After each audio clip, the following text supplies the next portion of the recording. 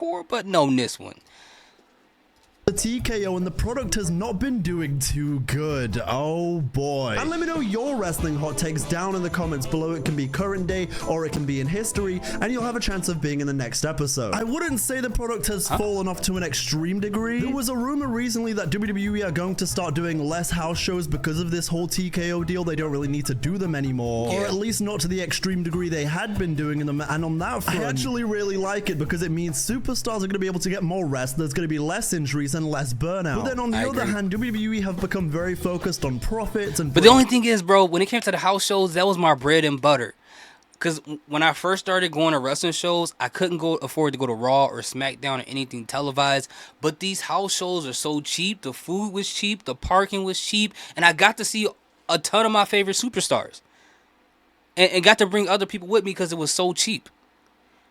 But when I first heard they were taking it away, I'm like, dang, bro. I just think about the people who can't really go to the real shows, and these house shows are probably the only opportunity they can go. But they do have the holiday tours. I don't know how much those are. I haven't been to one, but I was kind of bummed about that. I was. Chill, DDK. Gates and records, and that has certainly made the product suffer in some areas. Like, for example, the recent releases in WWE. If the profits are that good, then you shouldn't need to be making budget cuts and firing people unnecessarily, especially people that were prominent in TV storylines. It makes no sense. So in that sense, I do worry about it a little bit as to how far they will go with that kind of thing. But overall, I'm not going to hit the panic button just yet. I only care about wrestling because I hate Logan Paul. I didn't even care about this professional wrestling shit. I'm just here to boo Logan Paul. Logan got shoes like that. Damn. WWE or wrestling in I mean, a view is a view. A view is a view. You see what happened with the Kardashians. They had a lot of people who hated them, but they watched the show. So, hey, it is what it is. Hold on, let me... This supposed to be the chat box? I'm not seeing the chat box. Doesn't feel like must-see television anymore, or is it just me? I disagree, actually. Personally, I'm going through a bit of a wrestling renaissance where everything I'm watching is quite enjoyable. Raw, SmackDown, TNA, NXT, AEW. For me, I'm enjoying things from all those shows. But then when it comes to AEW, for example, I stopped watching the weekly shows for a while and just watching the pay-per-views. I came to realize that weekly... And that's the thing, bro. It's not that hard to not watch something if you don't like it. It's so easy. People make it seem so hard, bro. Like they here with that, bro. They just I gotta be mad. I'm addicted, bro. I need it. I need the anger. I'm like, bro, it's okay. You don't have to watch it. It's fine. But again, do what you want. Television isn't always a necessary view, and even there for a spell I wasn't watching Raw or SmackDown every week. And I think the beauty of the video package when it comes to a promo is that it catches you up. So to an extent, you're right, it is not must-see television, but if you really love professional wrestling, then yeah, you're always going to watch the weekly shows because there's always little things that they don't include in the video packages that you really want to experience, that you really want to see the full segment. Nakamura, Balor, and Styles should be where Rollins, Cody, and Roman are. I hate seeing my goats underutilized. Oh man, you just made me sad about Shinsuke Nakamura all over again. And even Finn Balor to an extent, but at least Balor has still been doing stuff. He's still been prominent, even though he's kind of been a side guy for a while. I still think there's time to go ahead and pull him back to where he was, because I imagine we are kind of in the sunset years of Finn Balor's career. He ain't no spring chicken anymore. Whereas with Nakamura, he came back, won the US Championship, and then he lost the US Championship and disappeared again. And it's really just been a stop and start thing for Nakamura that has been quite disappointing ever since he came to main roster. He should have been WWE champion, he wasn't, and then he had a bunch of forgetful mid-card reigns. And for Nakamura, it's one of the biggest wastes of potential I think I've ever seen. Dude, and I hate that, man. Like him, Bobby Roode, there's so many people. Like back, it's weird because when NXT was in its black and gold era, it was fantastic. It was amazing. But it was like when you found out your favorite wrestler from NXT during the black and gold era would get called up, that was like the scariest thing, bro. The scariest thing. Because you knew that when they went to the main roster, they were not going to be the same. And the same thing happened with Bobby Roode. Unfortunately, it happened with Shinsuke Nakamura. So many other people, man. It really sucks for him. But I wish they could have figured out what to do with them. I honestly think, and this is one of my conspiracy theories. I really think that time that he almost injured John Cena, that was it for him. I think once that happened, they were like, bro, we're not pushing you no more. I think that was his final chance to become a world champion. But once that happened, you tried to kill our golden goose, bro. You tried to murder him on live TV in front of us like we weren't there. Nah, bro, you're not getting no gold.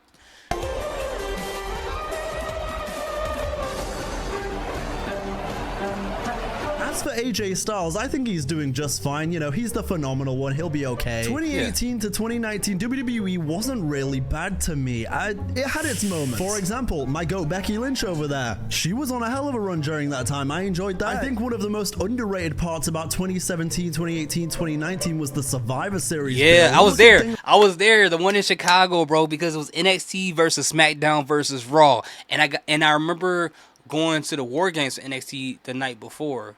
And then the day after, when they had the War Games, I felt like I got so much bang for my buck because I got to see a ton of NXT stars. From Keith Lee to so many other people to everybody on SmackDown and Raw. It was crazy. It was crazy. Now, was it one of the best Survivor Series of all time? No, it wasn't. But it was amazing because, for one, when you go back and look at the women's NXT roster for Team NXT, you had a ton of future stars on that team. You had Bianca Belair. You had Rhea Ripley. You had Toni Storm. Who else was on that team? Io Sky was on that team. She was Io Shirai. And you had Candice LeRae. Feel about her however we want to feel about her, but whatever. But those are our current stars now. You know, and Toni Storm being the biggest woman wrestler in AEW. It's so crazy to look back at that and see where they are. Now, it makes you feel sad when you look at Candice LeRae. But you know what? Everybody can't become that person. You know, it is what it is. Keith Lee would have won Survivor Series. That Dakota, oh yeah, when she did to Tegan Knox, when she opened up that door, she's like, oh, you still in here? Boop, boop, boop, boop, boop, boop. Like, she had her head bouncing around in the cage. That was crazy. That's when she turned into Crazy Coda. And when that moment happened, I'm like, yo, I'm a Dakota Kai fan, man. It ain't even like I got nothing against Tegan Knox, but the way the girl opened up the door and just like, hey, bro, I got a 3-piece combo for Tegan Knox. Boop, boop, boop, boop, boop. Like, she just, she was just bopping her, bro. She was bopping her. And I love that. I love that for Dakota Kai. Things like Fantasy Warfare in 2016, you look at the Under Siege build with Shane McMahon. You look at the NXT involvement when they had the NXT champions fighting a Survivor Series. You had the Keith Lee and Roman Reigns interaction. The biggest problem around 2018, 2019 though is that it wasn't consistent, and when it was bad, boy was it really bad. But Rollins and Ambrose are outnumbered even with chairs and equalizers. Pete Kurt Angle versus Chad Gable in a 60-minute Iron Man match is something I'd love to have seen in an alternate That would universe. be amazing. Good golly, Miss Molly. Wow. Oh my goodness, that match would have been peak. It would have been more than 5. It may have been 100 stars. It is such a shame that people like Kurt Angle and Shawn Michaels couldn't do those little dream matches that we wanted them to. There's another downside. We were speaking about 2019. You had Kurt Angle in his final WrestleMania match against Baron Corbin when AJ Styles was right there. Shawn Michaels came back for one more match. It's that stinker in Saudi Arabia. AJ Styles is right there. Hell, I'm talking about AJ Styles. You had Daniel Bryan there as well. What the hell were we doing? You know what? 2018 to 2019, absolutely. Kevin Owens versus Mick Foley would feed families. The spots and the story could be nutty. Oh my god. Proper nutty geezers like Mick Foley and Kevin Owens going at it. Ooh, but hey, at least when it comes to Kevin Owens, they fulfilled at least one dream match with Stone Cold Steve Austin, so I can accept it. Simple. The Montreal Screwjob was a work. Don't let Jim Cornette see this, Lamau. You know, I don't think it was a work, but if it was, bravo, Jim. Did he say Lamau? I think I got a cousin named Lamau. I don't know. Gentlemen, bravo, Vince Gilligan. What a hell of a work that is. That might be one of the greatest storylines I've ever seen in my life. Xena needs to get to the main roster. She's killing it. Xena, Xena bloody Sterling. If you guys ain't been tuned into LFG, oh my lord. Yeah, LFG. Tap in. Yo, LFG is a great show, man. I know people feel like, oh, it's just like Tough Enough, it's just like Breaking Ground, it's just like all that. Yeah, sure, the format's the same, but LFG as a show is actually a really, really good reality show. It is. They actually got really talented people in there. Like, it's great. I really like it. And I don't want to call him this, but his name is Sexy BJ Ray. It sounds so nasty when I say it. Pause. But he was in the competition that they had. It was on Roku TV. I forgot the name of that show because I watched that too. That was kind of like Tough Enough as well. And he's back, and his whole interaction with Buddy Ray, Bully Ray, whichever way you want to call it. I like it because he's so smug and arrogant, but he's gonna be a really good heel in the future, man. I can't wait to see how that turns out. But for the other people that's involved, what's the guy's name? Cassidy. He's great. What's her name? what's the girl's name's boyfriend? Maxine Dupree's boyfriend's pretty good. There's so many good people there. Just check it out. Believe me, it's if you don't like it in the first episode or so, maybe it's not for you. But it's some good stuff that happened on that show. You guys see Xena on NXT this week? I said, mama. AEW is better off without a women's division. The way Tony Khan has booked and treated them, they're like an afterthought. Better to have no women's division at all than a half-baked one. Is that true? Is that true?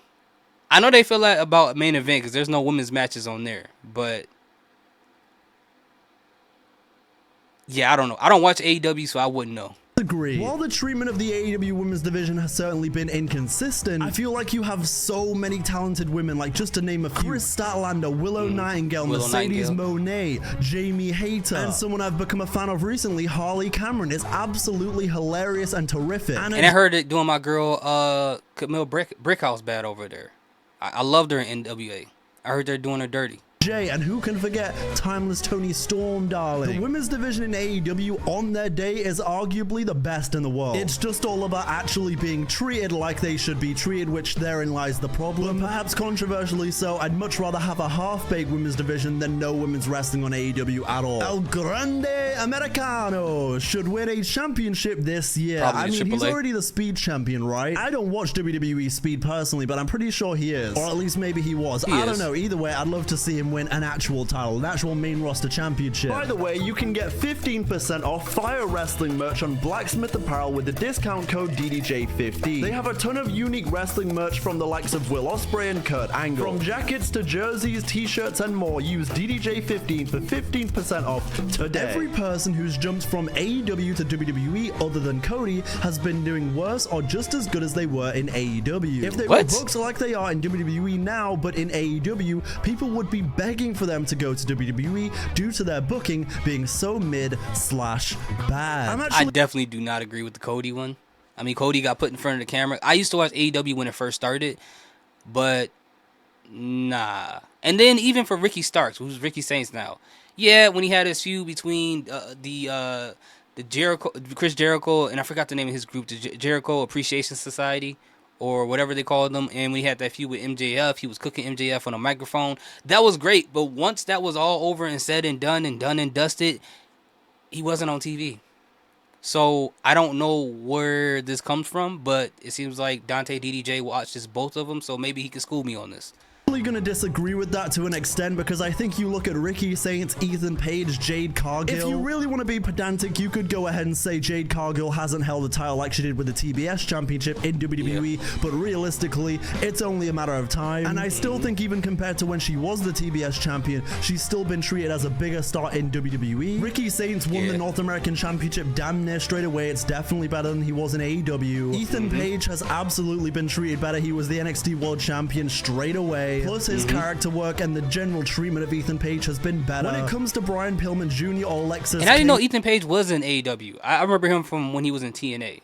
That's where I remember him from. And when it comes to Shawn Spears, I'd argue that they're damn near the same as they were in AEW, if not slightly better. Shawn Spears was doing really good at the start of AEW, and he had that whole thing with Cody, and he was doing stuff, and then it kind of fell off, and he's kind of like here in NXT. And in terms of Lexus King, again, it's kind of like he's kind of the same.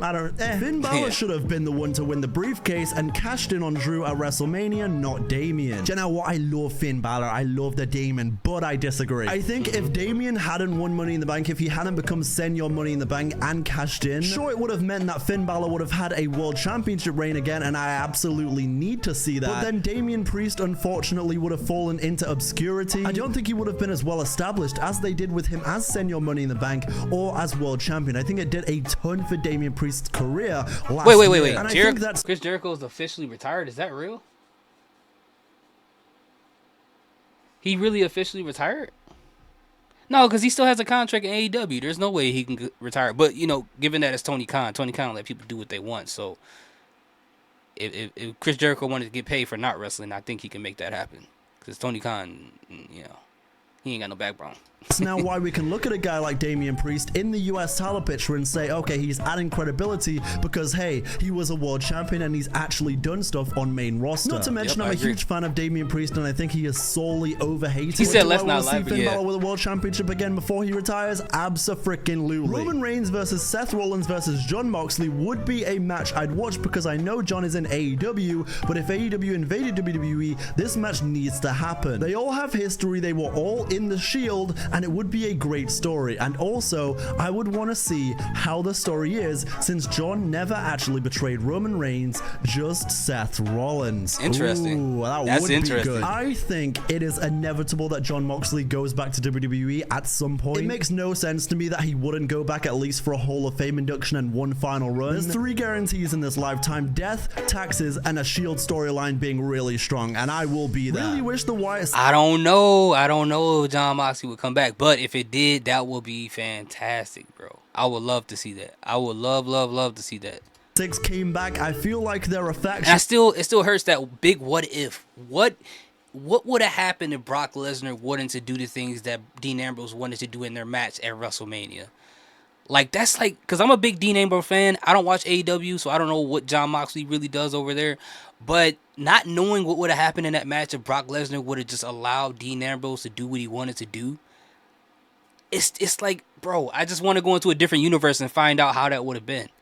That can really change the vibe of Raw or bring some more star power to SmackDown. I am about to say something that not all of you are going to want to hear. I really am not a huge Wyatt 6 guy. I tried my best last summer to get behind them and really like it. I just don't think it works. Individually, I can see the talent between most of them and I can see it working maybe eventually, but I fear that all of them are genuine release bait, and it would be one of those releases that would be incredibly shocking, but it wouldn't surprise me if it happened. For a second there, they had it. It was working with something. With the promos they were doing in that room with Bo, it was working, but I just don't see it working going forward, and it's a shame to say. AEW will dude, that and I'm sorry for stopping, guys. That feud they had between them and the Final Testament, to see a promo backstage in that chair between him and someone as crazy and manipulative and as intelligent as Karen Cross, them just doing the whole little philosophy thing going back and forth,